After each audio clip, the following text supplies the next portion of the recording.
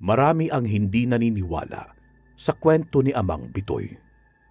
Sinasabi na haka-haka lamang ang kanyang pagiging aswang.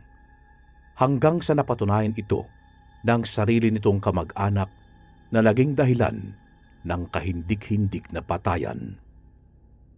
Sa Cagayan de Oro City, taong 1987, laganap pa rin ang kwento ni Amang Bitoy tungkol daw sa pagiging masamang aswang nito sa isang liblib na nayon.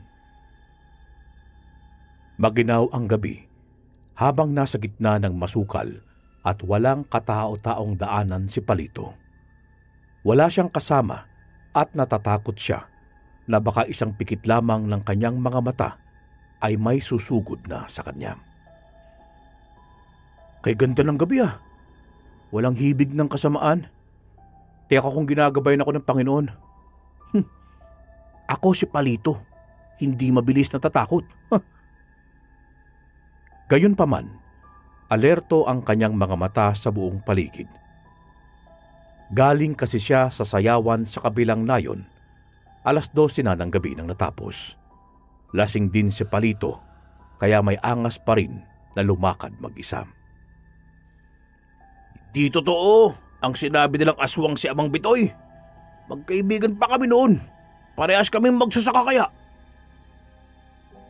Para na siyang isang baliw. Ngunit napahinto si Palito nang may isang bangkay ang bigla na lamang nahulog mula sa itaas. Nahinto siya at hindi makapaniwala sa kanyang nakita. Huh? Ano ito? Bakit may nahulog na bangkay sa itaas? Kitang-kita ng kanyang dalawang mata ang bangkay na pugot ang ulo at wala na itong lamang loob. Nanginginig ang kanyang buong katawan. Sa mga sandaling yun, nawala ang kanyang kalasingan. Unti-unti na rin niyang itinaas ang kanyang ulo. Gago! Aswang! Malakas ang sigaw ni Palito. Tumakbo na siya ng mabilis. Aswang! Tulungan niyo ako! Kakainin ako ng aswang! Oh, Palito, anong ginagawa mo? Bakit ka nagsisigaw dyan? Ating gabi na at nandito ka pa rin sa labas ha? Hindi makapaniwala si Palito. Ang pinaghihinalaang aswang ng kanilang nayon ay nasa kanyang harapan. Natatakot palalo si Palito. Nakangiti kasi si Amang Bitoy. Galing po kasi ako sa sayawan sa kabilang nayon. Amang Bitoy, ngayon lang po ako nakauwi. Kayo po ba? Ay, nakipista rin ako doon ah. Nalasing ako ng lambanog at ngayon lang ako nakauwi. Nagtataka lang ako kung bakit ka nagsisigaw dyan. Hinahabol kasi ako ng aswang. May nakita akong patay sa masukal na daan. Hinihingal si Palito, lalo pat nasa harapan niya si Amang Bitoy. Nais man niyang tumakbo, ay baka magkatotoo na maging aswang ito. Lasing ka nga siguro, Palito. Kung ano-ano na yung naiisip mo. Nung ako naglakad, wala naman akong aswang na nakita. Halika na nga, ihahatid kita sa inyo. Nais pa sanang umayaw si Palito nang umakbay na si Amang Bitoy sa kanya.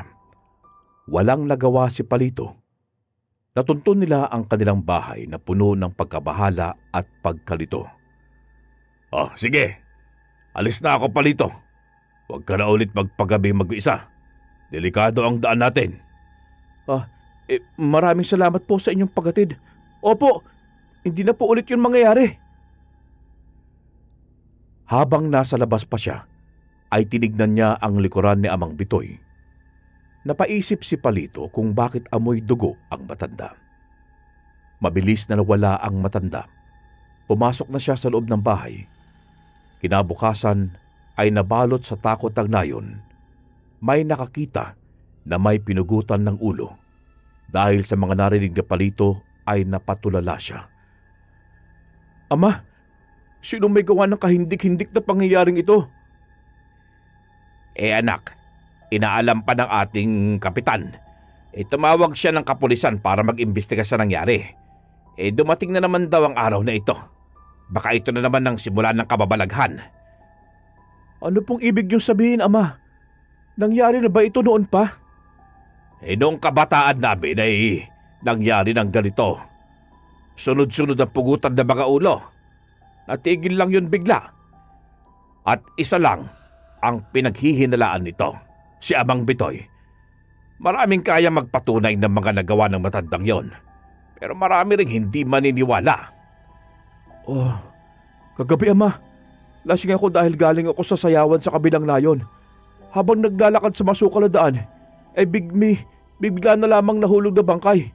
Dahil sa akin takot ay dali-dali akong tumakbo. Titig na titig kay Palito ang ama.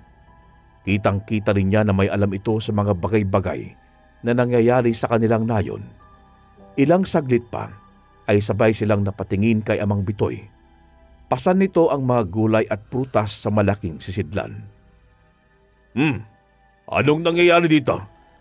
Bakit napakaraming tao? Amang Bitoy, sumama ka nga muna sa akin sa bahay. May sasabihin lang ako sa inyo tungkol ito sa nangyari ngayon. Nagbebenta pa ako, segundo. Kung hindi ko ito mabenta ay wala akong kakainin mamaya. Alam mo naman na hindi niyo ako binibigyan ng pagkain. Dahil sa mga sinabi ni Amang Bitoy, ay natigilan si Segundo. Wala sa isip ni Segundo na sasabihin yon ng kanyang sariling ama. Alam niyo naman po ang dahilan doon, Ama. Ayoko lang masangkot sa pinaniwalaan ng maraming tao tungkol sa iyo. Nilalayo ko ng pamilya ko sa kapahamakan.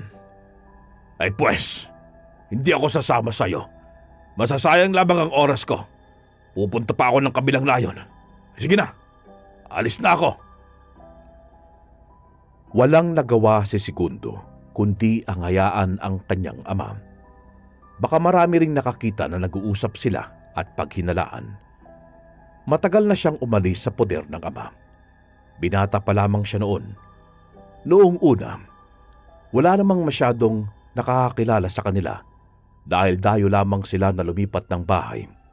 Kaya wala talagang mag-iisip na ama niya si Amang Bitoy. Ama, magkadugo pala kayo na Amang Bitoy. Paanong nangyari yun? Ipapaliwanag ko sa iyo ang lahat sa bahay. Ngayon mangalap na lamang tayo ng balita tungkol sa bangkay. Hindi tayo dapat padalos-dalos. May kinalaman talaga dito si Amang Bitoy.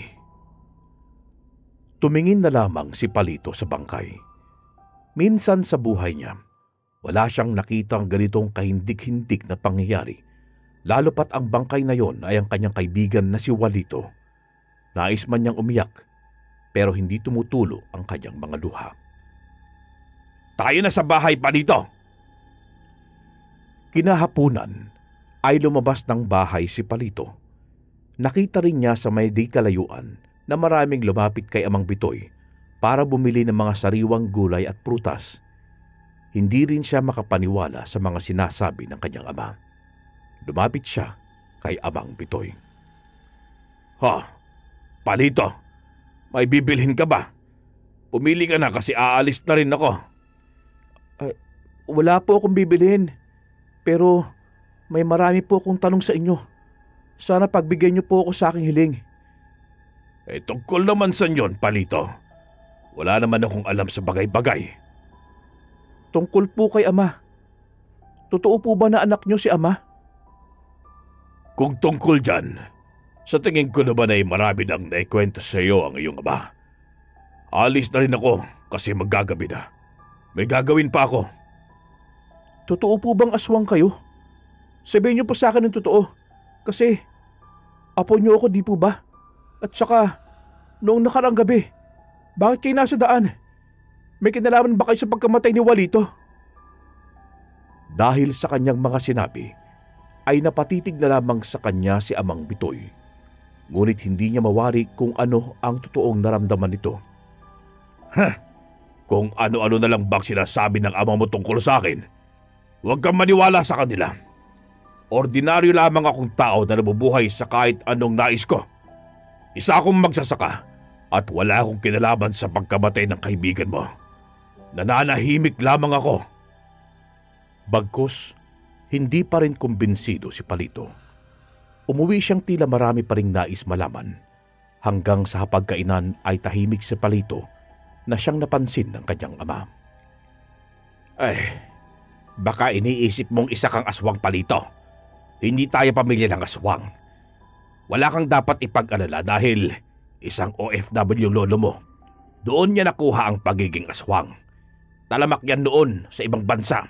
Hanggang ngayon, hindi pa rin niya matanggap. Yun nga po ang gusto kong malaman. Natatakot ako na maging katulad ni Amang Bitoy. At kung isa man siyang aswang, bakit hindi pa siya tinugis ng mga kapulisan? Walang mabigat na ebidensya. Kahit nakita ko rin mismo na naging aswang ang sarili kong ama, walang maniniwala sa akin. Isa sa rason na yon ay magkaaway kami. Walang nakakaalam dito na magkadugo kami. Sa mundong ginagalawan ni Palito, marami pa ring pwedeng mangyari. Kaya kahit pa ang sarili niyang ama ay hindi niya pinagkakatiwalaan sa mga kinuwento nito sa kanya. Ikinakatakot ni Palito kung isa sa araw na ito maging aswang siya. Habang tahimik ang gabi, ay may nagsigawan sa kabilang mga bahay. Agad siyang umalis ng kanilang kwarto. Nakita niya ang ama sa labas ng bahay. Ama, marami nagsigawan sa kabilang mga bahay. Ano po bang nangyayari? Bakit may dala kayong itak? Diyan ka lang, Palito. Pupuntahan ko muna lang humihingi ng tulong. Huwag na huwag kang umalis ng bahay. Takot man si Palito na mag-isa sa kanilang bahay, ay pumasok na lamang siya sa kanyang kwarto. Nagdasal siya na sana ay nasa mabuting kalagayan ng kanyang ama. Ngunit biglang may kaluskos na narinig si Palito sa itaas ng kanilang bahay. Nanginig ang kanyang buong katawan, kahit na wala na yon ilang minuto ang lumipas, hanggang sa narinig na naman niya ang sigaw sa kapitbahay. Ano bang nangyayari ngayon sa nayon na ito? Hinintay na lamang ni Palito ang kanyang ama. Natatakot si Palito minuminuto ay maraming nagsisigaw, para bang may isang napakalaking sakuna. Patuloy na lamang siya sa pagdarasal. Isang oras din ang lumipas ay nabulabog siya dahil sa isang napakalakas na katok sa pintuan. Ama? Ikaw ba yan? Buksan mo na ito! Magmadali ka dyan! Dahil may sugat ang aking kamay, ihanda mo rin mga gamot na gagamitin ko! Natatakot na talaga ako, Ama. Bakit may mga sigawan pa rin hanggang ngayon? Sinabi ni Palito yun habang sinunod ang mga sinabi ng ama. Nang maayos nang nakaupo ang kanyang ama, ay saka naman napaupo si Palito. May isang malaking aso ang biglang nangagat. Pumapasok na lang bigla sa mga kabahayan. Maraming bata ang wala ng buhay dahil kinain. Kahit anong gawin namin pagtugis ay maliksi at mabilis ang aso. Oh, may narinig akong kaluskos dito kanina. Mabaho rin ang hangin kaya sobra ako natakot. Mabuti na lang talaga hindi ka pinasok dito, anak. Mga kabataan pa naman ang puntirya ng asong yon. At tiyak ko, si Amang Bitoy ay may kinalaman ng mga ito. Nais man naming puntahan ang kanyang bahay, ay natatakot din kami na baka pati kami patayin ng aswang. Malakas ang tibok ng puso ni Palito. Lalo pa at pinipilit talaga ng kanyang ama na si Amang Bitoy ang may kasalanan ng lahat. Matulog na nga tayo, Palito. Sana lang ay makapagpahinga tayo ng maayos ngayon. Nasa isip ko pa rin ang mga sinapit na mga bata na kapitbahay natin. Sana'y matapos din ang lahat ng ito kapag napatay din si Amang Bitoy. Ama, paano kung hindi si Amang Bitoy ang may gawa nito? Isa lamang siyang magsasaka na ordinaryong nabubuhay mag-isa. Huwag mo nang ipilit ang bagay na yan. Hindi ako lasing nung nakita kong nagpalit ang kanyang kanyo. Lalayuan ko ba siya kung hindi siya isang aswang? Lalayo ba kami ng ina ko? Wala nang nagawa pa si Palito. Baka magalit rin ang kanyang ama. Sa kanyang silid, iniisip na lamang niyang panaginip ang nangyari sa gabing yun. Sa isip niya, sana tama ang kanyang hinala. Kinabukasan, maaga siyang nagising. Tahimik ang buong nayon, ngunit naramdaman pa rin ni Palito na may mangyayaring masama. Kailangan kong kausapin si Amang Bitoy.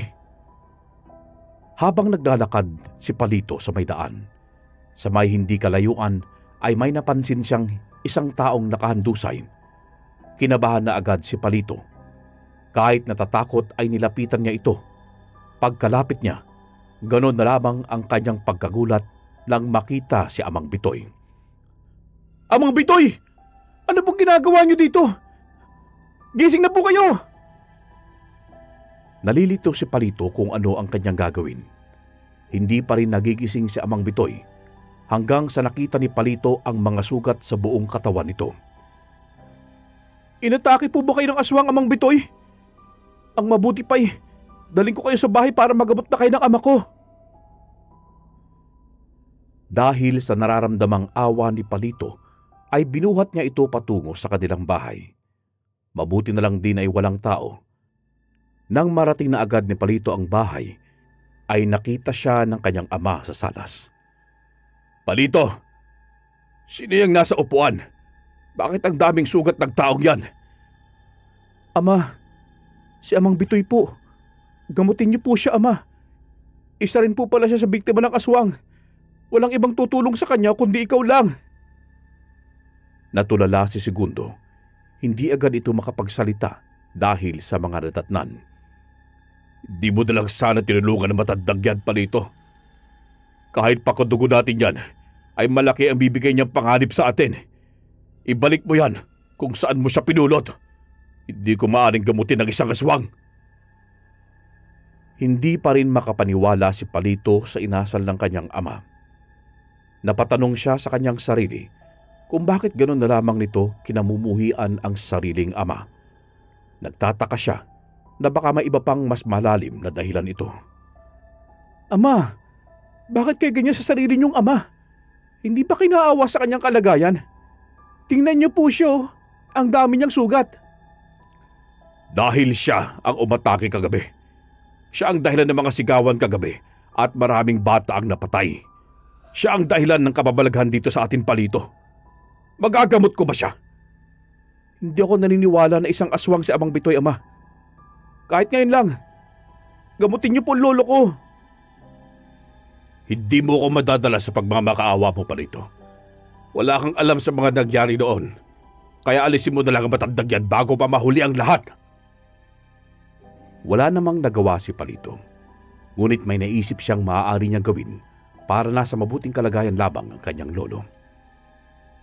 Ihatid ko na lamang po sa bahay niya. Hindi dapat ganito ang isang pamilya. Mabuti pa. Magmadali ka na lang para walang mangyari sa iyong masama. Kinuntun na agad ni Palito ang daan patungo sa bahay ni Amang Bitoy. Nasa gilid ito ng bundok. Hindi naman malayo sa mismong pamayanan. Hindi ito ang unang beses na nakapunta si Palito rito dahil sumama siya minsan sa kanyang kaibigan na si Juanito para kumuha ng mga nyog, ngunit pinagbabawalan silang lumapit. Amang Bitoy, gumising na po kayo kasi aalis na po ko eh. Sana gagamutin niyo na lang po ang sarili ninyo. Hindi ko po kayang manggamot. Hindi po ako marunong eh. Niyugyug pa ni Palito si Amang Bitoy hanggang sa inawakan nito ang kanyang kamay. Maraming salamat sa paghatid mo sa akin dito, Apo. Narinig ko ang pag-uusap ninyo ni Segundo. Ngunit binabalaan din kita na huwag nang lumapit sa akin. Galit na galit sa akin ng ama mo dahil akala niya isa akong aswang. Kahit naman ako ay nagalit sa kanya dahil pinagbibintangan niya ako. Malay ko po dyan kay Ama. Kinausap ko na siya tungkol sa bagay na yon. Pero sabi lang niya ay huwag ako lumapit sa iyo dahil delikado raw. Ngunit napapansin ko naman po na hindi po yung totoo. Gusto mo bang dito na lang tumira sa akin, Apo? Magsasaka tayo. Marami kang matututunan sa akin. Masaya naman dito kahit simple lang ang buhay ko. Hindi agad nakapagsalita si Palito. Wala sa isip niyang yayayain siya ng kanyang lolo. Bigla rin siyang nakaramdam ng takot, kaya baka kung ano pa ang mangyayari. Magagalit po sa akin si Ama, Lolo. Kahit naman po nasa poder ako ni Ama, ay naintindihan ko naman po kayo. Hanggang ngayon din po tinatanong ko pa rin sarili ko kung maniniwala ba akong lolo po kita. Kaya mahirap pa rin sa akin ito. Umalis ka na lamang, Palito. Hanggang maaari huwag ka nang lumapit sa akin. Magagalit sa akin ng ama mo, lalo na at baka madamay ka pa.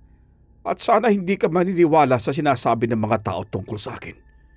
Bilis! Umalis ka na! Nagmadaling umalis si Palito sa bahay ni Amang Bitoy. 10 beses siyang lumingon dahil umasal ito na parang hindi ordinaryo. Sobra siyang nagtataka dahil sa kanyang takot ay tumakbo na siya. Hindi pa naman gabi, ngunit ganoon na lamang ang kanyang takot. Bakit bigla na lamang ganoon ang inasal ni Amang Bitoy? Hinihingal si Palito nang matuntun niya ang kanilang bahay. Ngunit papasok na sana siya, ngunit natigil siya nang biglang magsalita ang kanyang ama. Marami bang sinasabi sa iyo sa Amang Bitoy? Kung ano man ang sinasabi niya, huwag ka maniniwala. Papandin lang aswang na yon. Kung tutuusin, hindi mo na lang sana siya tinulungan. Hinayaan mo na lang sana siya sa daan para kuyugin siya ng mga tao. Sa puntong yon, nakaramdam ng galit si Palito. Nilingon niya ang ama. Ama, ang dami niyong sinasabit tungkol kay Amang Bitoy. Parang ikaw pa yata ang hindi ko paniniwalaan eh. Bakit pa pinagbibintangan mo sa sarili mong ama? Kung totoo man siyang aswang, bakit hanggang ngayon ay buhay pa rin siya sa kabila ng mga nangyayaring patayan?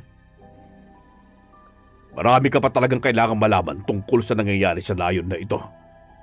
Kumain ka na lang muna, Palito. Huwag mong intindihin ang mga nangyayari sa iyong paligid dahil bata ka pa. Sinunod niya ang ama. Habang kumakain ay iniisip pa rin niya ang inasal ni Amang Bitoy. Hanggang sa maghapon na lang ay hindi pa rin siya lubos makapaniwala sa mga nangyayari. Nasa labas siya ng bahay habang nagbubungkal ng lupa. Lumapit ang kanyang ama, kaya't tinanong niya ito. Ama, may handaan po ba tayo sa susunod na araw?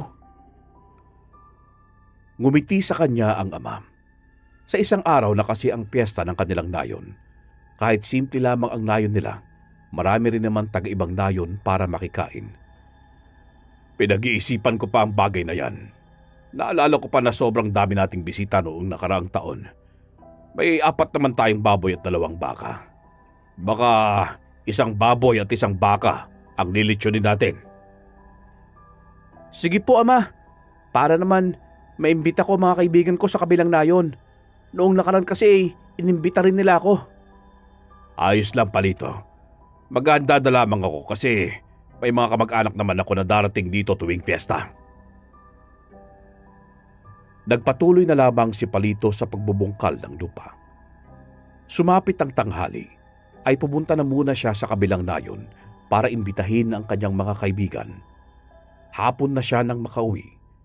Natatakot si Palito na baka katulad noong dati ay may makikita na naman siyang patay na mahuhulog galing sa taas ng puno. Walang aswang! Walang aswang! Matulin ang paglalakad ni Palito. Panay rin ang kanyang tingin sa paligid. Tila kasi biglang mas tumagal ang kanyang paglalakad. Bakit ba ako nag-iisip na may aswang? Wala naman talaga eh. Ngunit napahinto na lamang saglit si Palito nang may maramdaman siyang nakasunod sa kanya. Nakaamoy din siya ng masangsang. Sa sandaling yon, gusto na niyang tumakbo. Gusto niyang umalis agad pero hindi niya magawa. Naipikit na lamang ni Palito ang kanyang mga mata at naghihintay ng malagutan siya ng hininga. Palito, anong ginagawa mo dito? Malapit nang gumabi at mapanganib ang lugar na ito. Nawala ang takot na lumulukob sa buong katawan ni Palito. Dumilat na rin siya at tinignan ang nagsalita. Ha? Kayo po? Bakit po kayo nandito? Gabi na po, baka po, mapaano kayo? Galing ako sa kabilang nayon. Naglalako ng mga paninda. Ngayon lang ako nakauwi. Mausisang tinignan ni Palito ang kalagayan ng matanda. Gayunpaman, hindi siya makapaniwala dahil wala naman siyang nakikita kanina. Sa kanyang pagkakaalam ay hindi ito mabilis lumakad. Sabay na lang po tayo. Baka kung mapaano pa kayo dito. Mabuti na may kasama kayo para naman may tutulong sa'yo. Ay, wag na. Mabagal akong maglakad at baka kung makita pa tayo ng ibang tao na magkasama, ay baka kung ano pa ang kanilang sabihin tungkol sa'yo. Magmadali ka na. Baka hinahanap ka na ng iyong ama. Sinunod na lamang niya ito. Matanda naman na si Amang Bitoy, kaya siguro hindi na ito atakihin pa ng aswang. Hanggang sa narating na niya ang bahay nila, ay nadatnan niya ang kanyang ama na maraming sugat. Ama, anong nangyari sa'yo? Bakit marami ka sugat?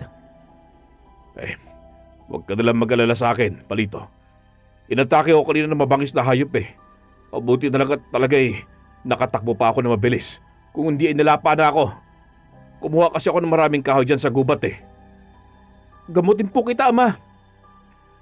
Saan ka ba galing? Ang tagal mo naman yatang nawala. Galing po ako sa kabilang nayon. Natagalan lang po kasi naglaro din kami. At saka, nakita ko po sa masukal na daan si Amang Bitoy kaya medyo natagalan ako. Ha? Anong sabi mo? Nakita mo siya doon? Hindi ka ba nasaktan nung nakagat? Ganun na lamang ang kanyang pagkabigla sa inasal ng ama. Sobra itong nag-alala sa kanya. Wala pong nangyaring masama sa akin, ama. Pero akala ko lang talaga may masamang nilalang na nakasunod sa akin. Kasi nakaamoy po ako ng masangsang na amoy. Si Amang Bitoy lang pala ang nasa likuran ko. Nanlaki ang mga mata ni Segundo sa ikinuwento ni Palito. Tumayo ito at lumapit sa ama para isarado yun.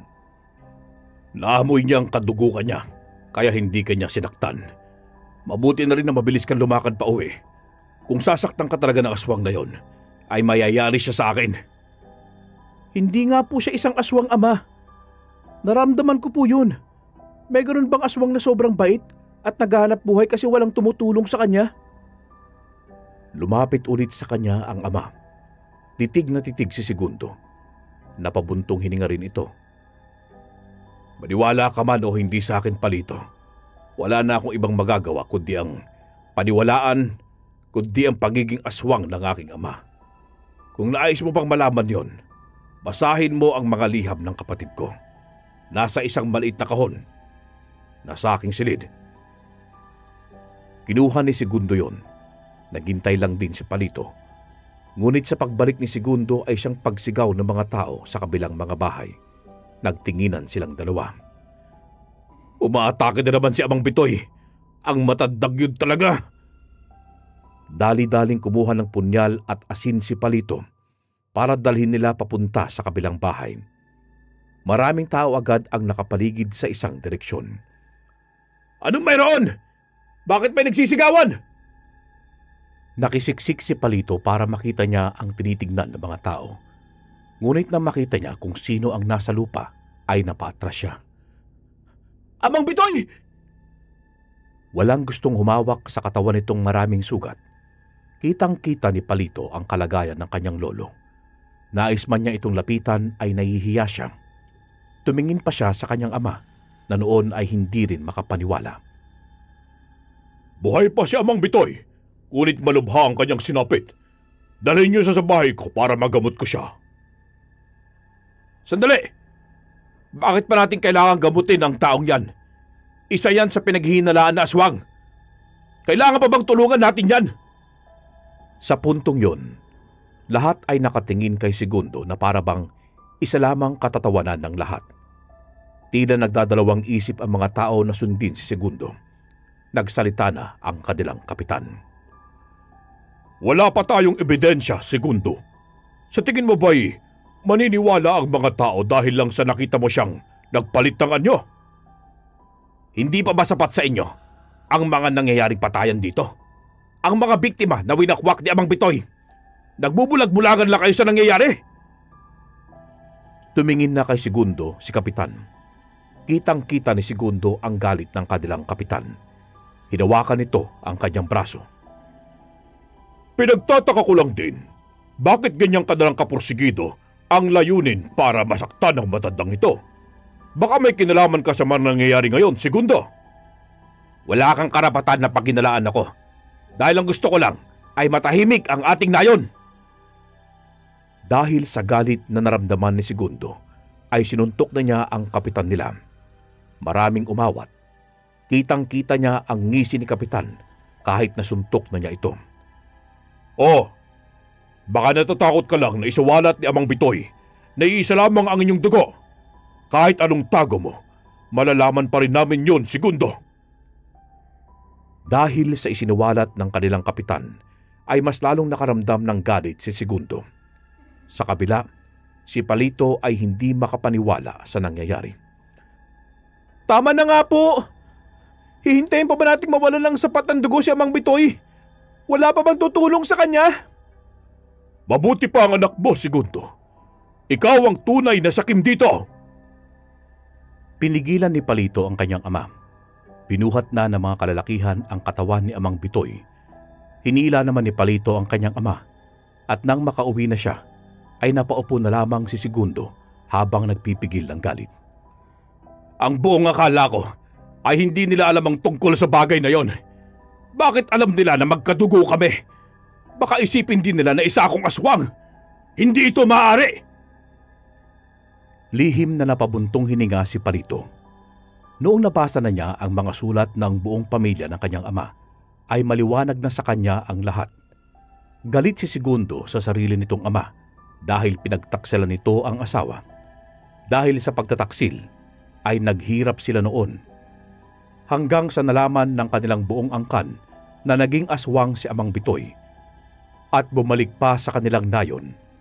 Mula noon, kahit itinago na nila ang pagkakakilanlan, ay may nakakaalam pa rin pala. Wala silang alam sa kasaysayan ng pamilyang ito, kaya madali lamang nilang sabihin yon. Kailangan kong patahimikin si Kapitan. Nanlaki ang mga mata ni Palito hanggang sinalapitan niya ito. Ama, wag na wag kayong gagawa ng masama. Alam kong galit kayo, pero hindi yun ang nararapat. Kung gagawa po kayo ng ganon, magdudulot lamang yun ng mas malaking problema. Gayunpaman, ay bigla nitong hinawakan ng mahigpit ang kanyang liig. Hindi makahinga ng maayos si Palito. Wala sa isip niya na magagawa ito ng kanyang sariling ama. Kitang-kita niya ang galit nito na nag-uumapaw at gusto siyang patayin. Anak lang kita, Palito. Huwag mo akong pagsabihan ng ganyan na para bang ikaw ang nagpapakain dito. Kung gusto mong protektahan ang lolo mo, sumama ka sa kanya. Tignan natin kung hanggang saan maaabot ang katigasan ng ulo mo. Pagkatapos sabihin ng kanyang ama yon, ay agad na siya nitong binitawan. Lumayo si Palito. Ayaw niyang masaktan pa siya nito. Nanginginig ang kanyang kamay at tuhod. Tila hindi na ito ang kilala niyang mabait at maalagang ama. Kung hindi ka lang nagsalita ng ganun sa akin, ay hindi kita nasaktan, Palito. Patawarin mo ako sa aking kasalanan. Hindi ko na uulitin yon. Hindi makapagsalita si Palito.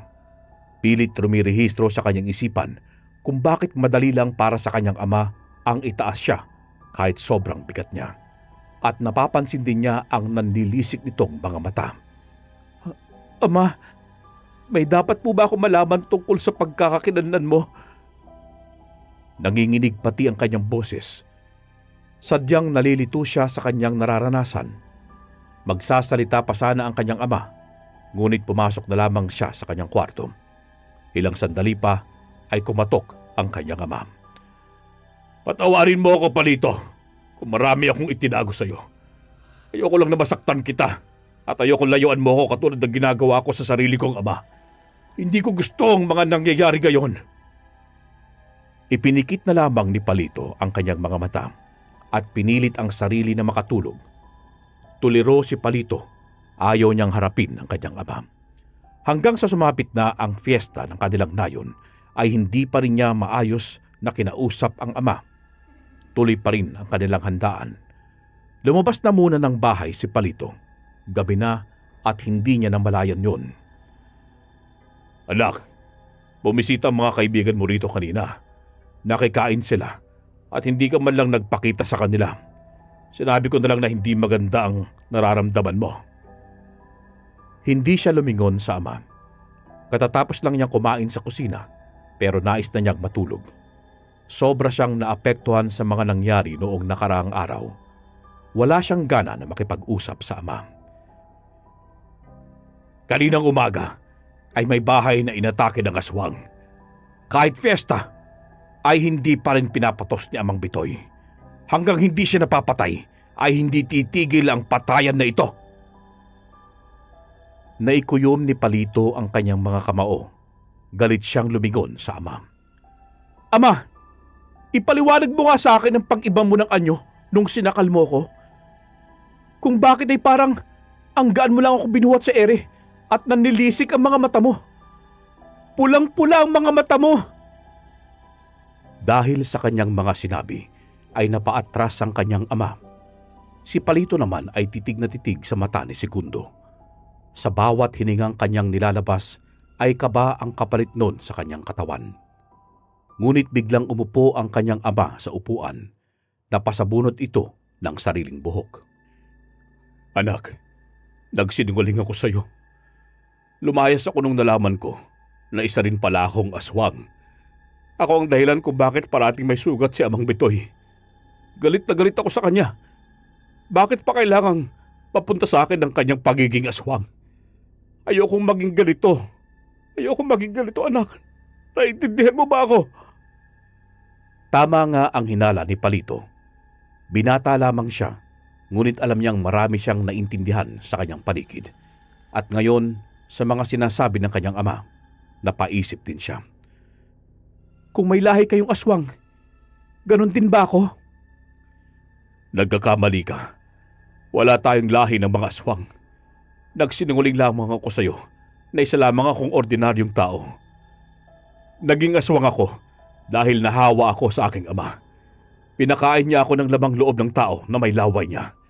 Nalaman ko yun dahil sinabi niya yun sa aking ina habang natulog sila. Ama, wag mong gawin sa akin yon. Ayokong maging isang aswang. Hindi ko gagawin sa sarili kong anak yon. Kaya huwag kang mag-alala. Hindi ako kagaya ng ama ko. Ngunit hindi ko binsido si Palito sa mga sinasabi nito. Nagpatuloy siyang pumasok ng kanyang kwarto. Kahit lalaki si Palito ay umiyak siya. Hindi niya kayang tanggapin ang pagiging aswang ng kanyang ama. Isang linggo ang lumipas. Napanay lamang ang tulog ni Palito. Natatakot siyang umalis ng gabi sa kanyang kwarto. Nag-iingat din siya sa kanyang mga kinakain. Ngayon, nasa labas siya ng bahay. Nagsisibak siya ng kahoy. Kahapon lang ay nabalitaan ni Palito na may nawawalang isang matanda, kaya ayaw niya munang lumabas. Palito, anak, nabalitaan mo na ba ang tungkol kay Amang Bitoy? Tinigil niya ang pagbibiyak ng kahoy. Hindi niya sana papansinin ang ama. Huwag niyo na pong sabihin sa akin. Wala naman po kayong magandang sasabihin tungkol sa kanya. Narinig pa niya ang pagbuntong hininga ni Segundo. Sa mga sandaling yun, napaisip siya kung ipagpapatuloy ba niyang sabihin sa kanilang kapitan ang tungkol sa pagiging aswang ng kanyang ama. Maraming nabiktima si Amang Bitoy sa kabilang nayon. Ngunit nakawala siya, kaya't pinaghahanap siya ng mga tao ngayon. Baka kung ano pa ang gagawin niya dito. Hanggang ngayon, ama, nagtataka pa rin ako sa mga nangyayari. Kaya hayaan niyo po ako sa mga gagawin ko. Kung tungkol pa rin ito sa pagiging aswang ko, sana'y mapatawad mo ko, anak. Kung hindi lang sana ito nangyari sa akin, ay hindi ako magkakaganito. Hindi ko ito ginusto, Palito. Wala ka pong kwentang, ama! Malakas na sinabi yun ni Palito. Sa sandaling yun, kitang-kita niya ang mukha ng kanyang ama na sobrang galit. Ngunit mabilis siyang nawala. Aalis na lamang ako dito kung hindi mo ako matanggap. Patawarin mo ako kung nagkakagalito ako. Natahimik si Palito. Hindi niya alam kung ano ang kanyang gagawin. Bagkus talagang nalilito siya. Magsasalita pa sana ang kanyang ama nang biglang dumating ang kanilang kapitan. Magandang umaga sa inyong dalawa. Nandito ako para ipaalam sa inyo na may mangyayaring masama sa mga tao ngayon sa Buluwagan. Nais ko lang hingin ang inyong tulong dahil mga lalaki kayo. Ano pong nangyayari, Kapitan? May sumugod na isang malaking aso.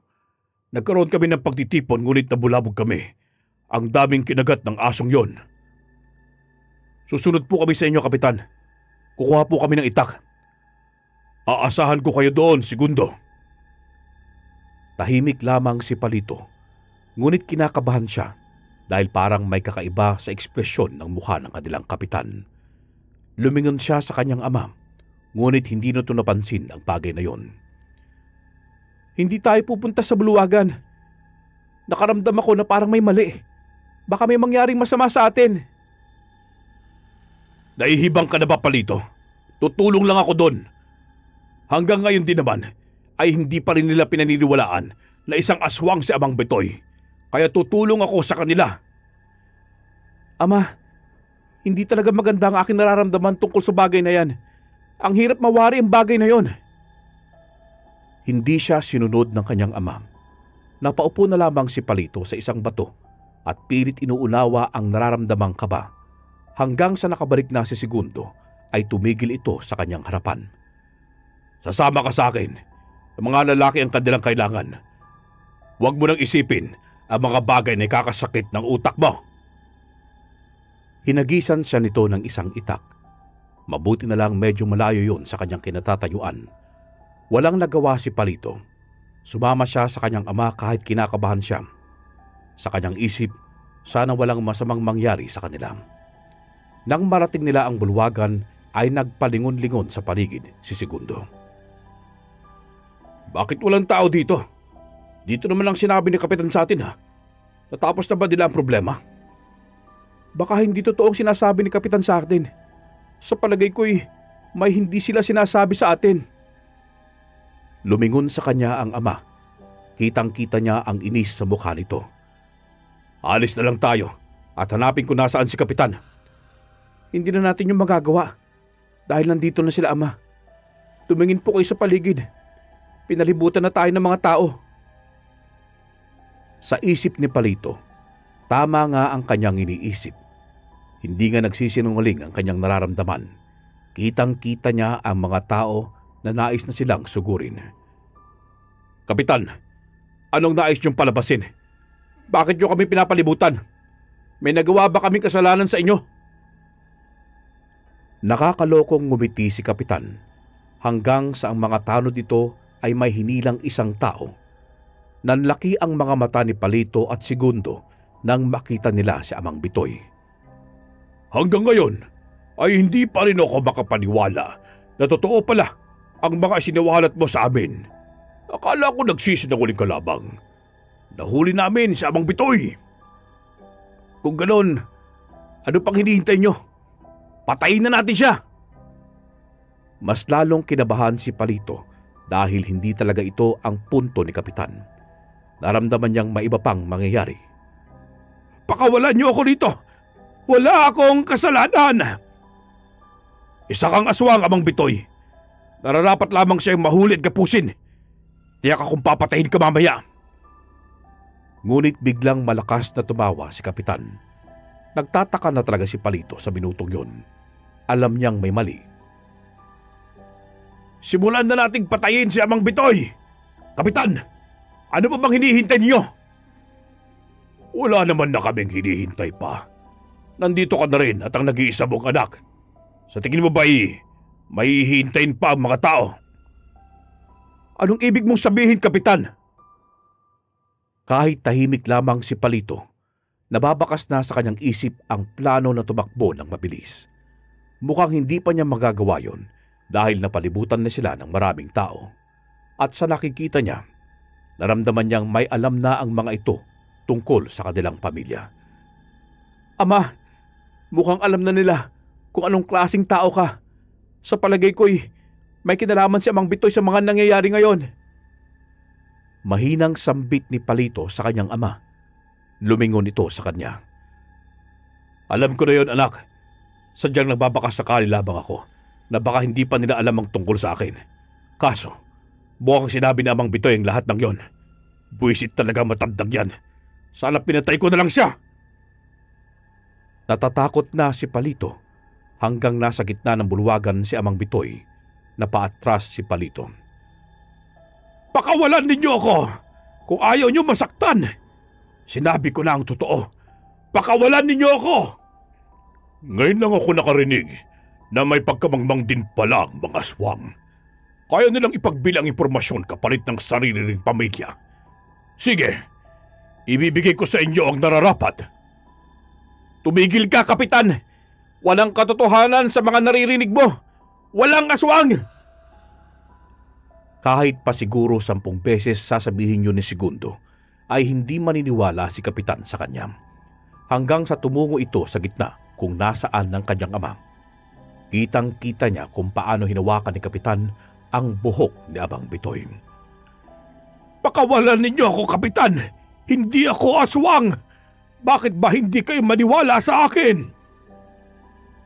Hindi nakinig si Kapitan. Bagkus ay biglang idiniin nito ang hawak na punyal sa liig ni Amang Bitoy. Sa isip ni Palito, wala na silang takas pa. Pati siya ay mapapatay ng mga tao. Itigil niyo yan! Ako na lang ang patayin ninyo! Ama, hindi pwede! Paano na lang ako? Akala ko ba'y galit ka sa aswang mong ama? Segundo, bakit ngayon ay bigla ka na lang bumait sa kanya? Umalis na lamang kayo, Segundo! Palito, bilisan ninyo! Kitang-kita ni Palito na mas lalong dumiin ang punyal sa liig ni Amang Bitoy. Pero nagulat siya nang naging pula ang mga mata ni Amang Bitoy. Natuod si Palito. Ilang sandali pa ay naging isang malaking aso si Amang Bitoy. Nakawala ito. Buisit na aswang! Papatayin kita! Inihagis ni Kapitan ang punyal kay Amang Bitoy.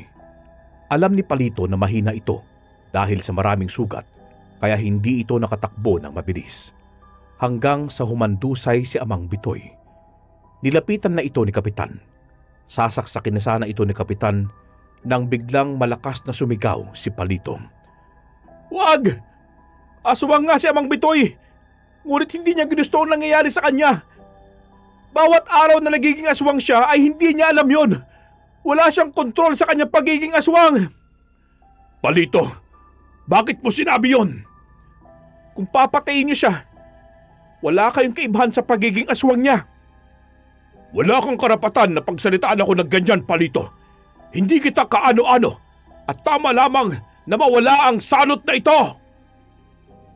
Dahil sa sobrang galit na naramdaman ni Kapitan, ay mabilis nitong tinarak ang punyal sa tiyan ni Amang Bitoy. Pakawalan ninyo ako! Bakit ba sobrang galit ka sa amin, Kapitan? Di ba isa ka sa kamag-anak namin? Isa yung revelasyon na ayaw paniwalaan ni Palito. Matalim ang tingin ni Kapitan kay Segundo. Binunot nito ang punyal. Kamag-anak ko nga kayo, ngunit hindi ko naman kauri. Mga salot kayo, mga aswang! Nakita ni Palito na biglang tumayo si Amang Bitoy sa anyong malaking aso. Mabangis ang tingin ni Amang Bitoy kay Kapitan, hanggang sa inatake nga nito si Kapitan nang walang pag-aalinlangan. Sa sobrang gulat ng lahat ay walang nakagalaw. Kinagat ng kinagat ni Amang Bitoy si Kapitan sa leeg. Kayo! Ano pang hinihintay nyo? Patayin nyo ang aswang na yan! Doon lang nabalik sa wisyo ang lahat. Sinugod na nila si Amang Bitoy. Sa mga sandaling yon, napaisip si Palito kung ano ang kanyang gagawin. Takot lamang ang nangingibabaw sa kanyang buong katawan. Nais naman niyang tumulong sa pagtugis ay nanginginig talaga siya. Hagisan nyo ng asin ang aswang na yan! Nagulo ang lahat. Pinalibutan na nila si Amang Bitoy. Nang higisan ito ng asin ay hindi ito tinatablan. Napatanong na lamang si Palito kung bakit hindi ito tinatablan ng asin, hanggang sa hinagisan ni Segundo si Amang Bitoy ng isang malaking punyal at nasaksak si Amang Bitoy. Talian nyo na! Bilisan nyo! Tinalian na nga nila si Amang Bitoy, ngunit bigla itong naging isang pusa, kaya nakawala agad ito. Si Amang Bitoy na naman ang umatake. Kinagat nito ang isang tanod. Ama! Sa likuran mo! Bumalik ka na sa bahay, Palito! Baka kung ano pa ang mangyari sa'yo, bilisan mo! Ngunit huli na ang lahat dahil nasa harapan na niya si Amang Bitoy. Isang malaking aso ito, masangsang ang amoy, nandilisik ang mga mata. Huwag niyo po ako saktan! Wala akong kasalanan! Sa kadahilanang natakot si Palito, ipinikit na lamang niya ang kanyang mga mata at hinintay na kagatin siya ni Amang Bitoy. Ngunit isang malakas na sigaw lamang ang kanyang narinig. Ah! Umalis ka na, Palito! Kami nang bahala dito. Hindi ka dapat nandito! Nakahandusay na si Amang Bitoy. Nag-aagaw buhay na ito. Kitang-kita ni Palito ang kanyang ama na sinaksak sa likuran si Amang Bitoy. Sa puntong yon, magkahalong emosyon ang nararamdaman ni Palito. Hindi niya kayang makita ang kanyang lolo na pinatay ng sarili nitong anak. Mabuti na lang ay napatay ko na siya. Umalis ka na! Ngunit dahil sa gulat ni Palito ay hindi siya makapagsalita at makagalaw. Sa likuran ng kanyang ama ay si Kapitan. May hawak itong matulis na punyal habang nasa ere ang kamay para saksakin si Segundo. Umalis ka na, anak, bago pa mahuli ang lahat. Umalis ka sa nayon na ito. Magbagong buhay ka. Huwag mo na akong isipin at balikan pa. Doon lang nabalik sa kanilang wisyo si Palito. Tumulo ang kanyang mga luha at alam niyang kung sisigaw pa siya, huli na ang lahat. Ama! Sa likuran mo! Wala nang patutunguhan si Segundo. Kahit ano pang gawin nito ay huli na ang lahat. Isa ka pa, Segundo. Bakit mo siniwalat na iisa lang ang ating dugo? Hindi kami kauring yung mga aswang! Sa harapan ni Palito, nangyari ang pagsaksak ng kanyang ama. Hindi na makagalaw si Segundo dahil nakatarak na sa dibdib nito ang punyal habang si Kapitan ay nasa likuran. Nakatingin pa ito kay Palito. At isasama ko kayo sa impyerno, Palito. Hindi kayo nararapat dito sa mundo. Kinabahan na si Palito. Nais niyang tumakbo, ngunit hindi niya kayang gawin. Hanggang sa pinalibutan na ulit sila ng mga tao, wala siyang maisip na paraan para makatakas. Nang mga sandaling yon, baka ito na rin ang kanyang katapusan. Hindi ako aswang, Kapitan! Huwag niyo ako idamay dito! Wala sa mukha ni Kapitan ang maniniwala sa kanya. Nanlaki pa ang mga mata ni Palito nang sa kanyang harapan ay pinugutan ni Kapitan ang ulo ng kanyang ama. Mabilis na tumulo ang kanyang mga luha. Isusunod na kita, Palito. Walang aswang na maninirahan dito sa nayon na ito. Mga salot kayo! Huwag mong saktan ng apo ko! Ang buong akala ni Palito ay patay na si Amang Bitoy. Ngunit nakabalik ito sa anyong tao at hinarap si Kapitan. Umalis ka na, apo! Ako lang bahala dito! Kahit na anong gawin ni Palito, hindi sumusunod ang kanyang katawan. Nais din niyang ipagtanggol ang kanyang ama at lolo. Gayunpaman ay nagdadalawang isip siya. Aswang ang mga ito. Tama ba na ipaglaban niya ang mga ito? Tatakas ka ba, Palito? Saan ka naman pupunta? Pinalibutan na namin kayo. Ito ang kinabukasan ninyo dahil mag-aswang kayo. Kayo ang dahilan ng kilabot sa nayon na ito. Kung makapagsalita ka, Kapitan, akala mo naman ay malinis ang iyong pangalan. Marami man akong kasinungaling ang sinabi noon ay hindi pa rin mawawala sa dugo ng mga makalisang ang pagiging aswang. Kung aswang kami, Amang Bitoy, noon pa lamang ay wala ng ibang tao dito. Kahit makalisang kami, hindi nasalin sa aming dugo ang pagiging aswang ninyo. Kaya tumahimik ka dyan. Nasa inyo lang ang pagiging aswang. Hindi na nagpatumpik-tumpik pa si Amang Bitoy. Inatake na talaga nito si Kapitan hanggang sa napaluhod si Kapitan dahil sinaksak ito ni Amang Bitoy ng matulis nitong kuko. Napaluhod si Kapitan. Ano bang nangyayari dito? Nalilito na ako! Bakit ba? Ngunit walang tumingin kay Palito. Ang lahat ay nakatingin lamang kay Amang Bitoy na sinasaksak si Kapitan. Sa mga sandaling yon ay masaganang tumulo ang mga luha ni Palito. Hindi niya gusto ang kanyang mga nakikita. Nasasaktan siyang maraming taong nagpapatayan kahit pa magkadugo lamang ang mga ito. Tama na ang patayan! Malakas ang kanyang sigaw. Ngunit hindi man lang tumigil sa Amang Bitoy. Kinagat pa nito si Kapitan na sa tingin naman niya ay hindi na mabubuhay. Ang mga ibang kasamahan ni Kapitan ay lumapit na talaga sa kanya at naghahanda para patayin ng tuluyan si Amang Bitoy. Tulungan mo ang sarili mo, Palito. Umalis ka na dito. Magbagong buhay ka. Huwag ka nang manatili sa nayon na ito. Mapapahamak ka lang. Tiyak naman ako na hindi pa nasalin ng iyong ama ang pagiging aswang niya. Kaya magbagong buhay ka na. Ngunit paano kayo? Paano po kayo, Mang Bitoy? Ayoko pong umalis. Hanggang dito na lamang ang aking buhay, Palito. Matanda na rin ako.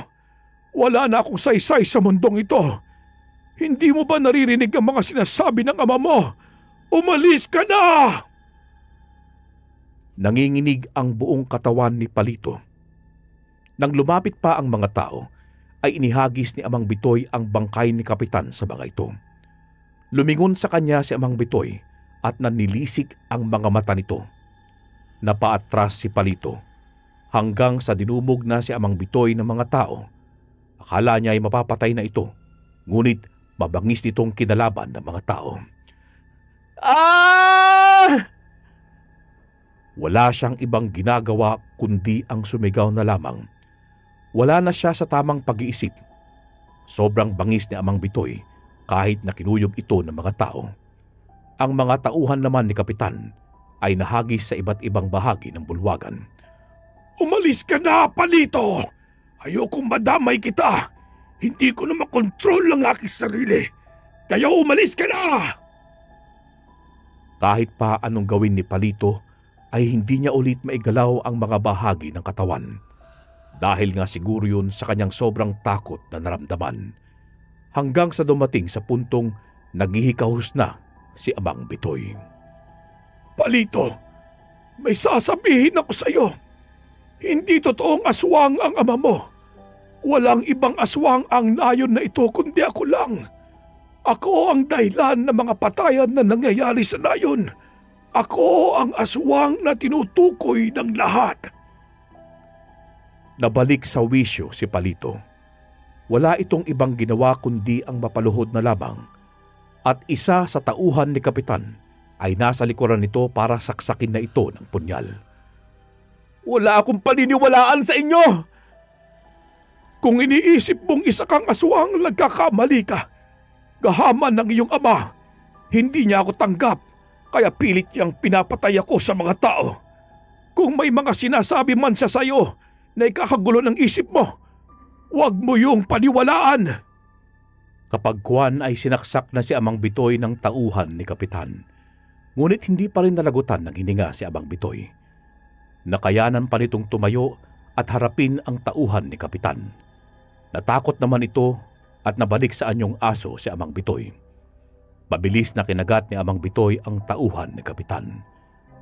Hanggang sa wala ng taong buhay maliban kay Palito. Huwag niyo po akong saktan, Amang Bitoy. Umalis ka na. Kung ayaw mong mapatay kita, hindi ko makontrol ang sarili ko. Bilisan mo! Humigpit ang pagkapit ni Palito sa kanyang punyal. Inihanda niya ang sarili habang umaatras siya. Sandali pa ay biglang bumangon si Kapitan. Nahihirapan ito. Akala ni Palito ay patay na ito. Papatayin kita, Palito! Inihagis nito ang punyal sa kanyang direksyon. Ipinikit na lamang ni Palito ang kanyang mga mata. Inihanda ang sarili na mawala na siya sa mundo dahil iniisip din niyang mahihirapan naman siyang mabuhay mag-isa. Walang iya ka, Kapitan! Lubayan mo ang apo ko! Mabuti na lang na baling ang atensyon nito sa Kapitan. Ito ang sumalo sa hinagis ni Kapitan na punyal at tumarak ito sa mismong tiyan ni Amang Bitoy. Napaluhod si Amang Bitoy. Akala ni Palito na patay na ito, ngunit nakakatayo pa ito at sinugod si Kapitan. Papatayin kita, Kapitan! Magsama tayong lahat sa impyerno! Doon na tumakbo si Palito. Tila ba noon lang niya naisip na gawin yon? Mabilis siyang tumakbo. Walang lingon. Dala niya ang takot, pighati at galit. Tinungo ni Palito ang kanyang bahay.